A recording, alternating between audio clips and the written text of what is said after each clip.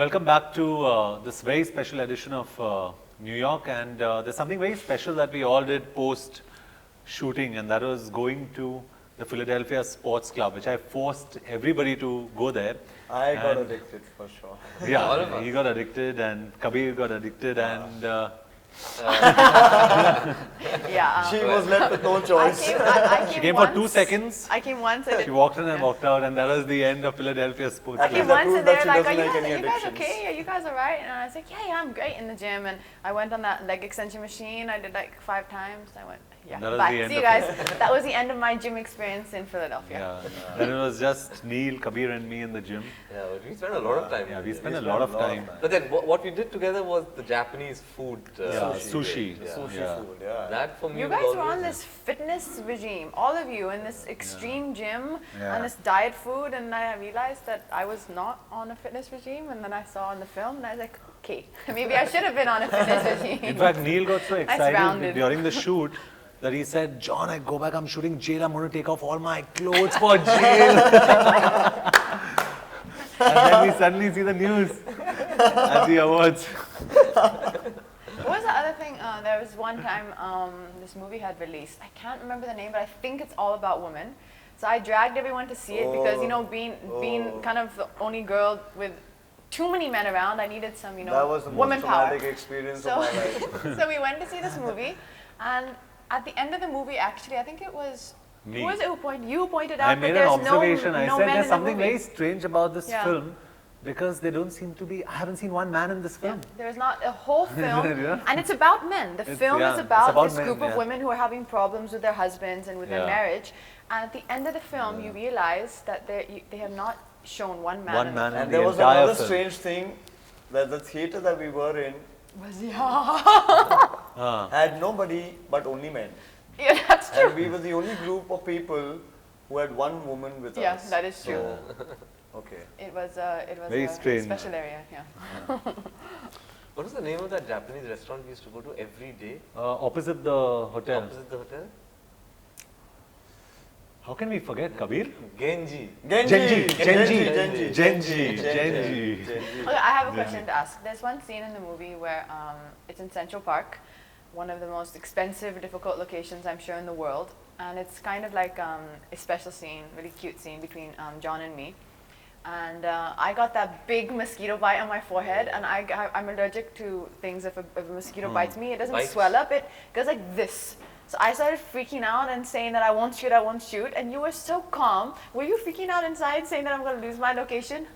Well, I was. I mean, it was a beautiful location. It was It was an unbelievable. unbelievable location, and to top it all, we had some brilliant light that day. Yeah.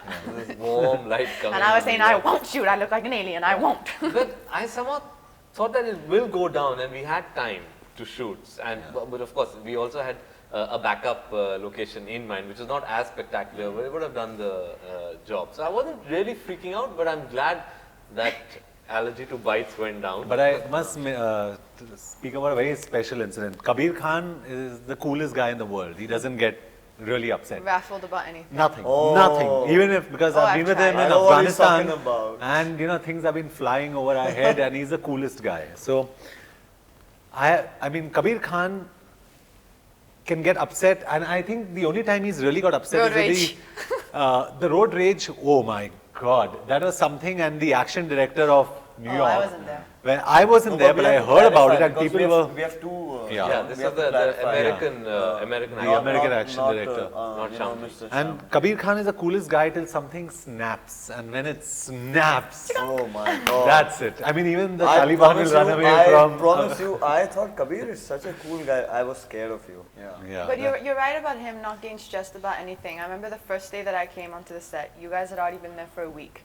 And I said to the first assistant director, can I speak to Kabirji in the night? And so you came to the room where all the No, costumes she were. said Kabir Ji. Yeah, I called him Kabir It's Ji still a throughout the whole legacy film. of all the sort of, the, Anyway. yeah. I remember I called you to the costume room and I was like, okay, this costume is for the scene, this costume is for the scene, and I was really hyperactive, and I remember you just going, Yeah, Katrina, you can wear whatever you want. I don't care.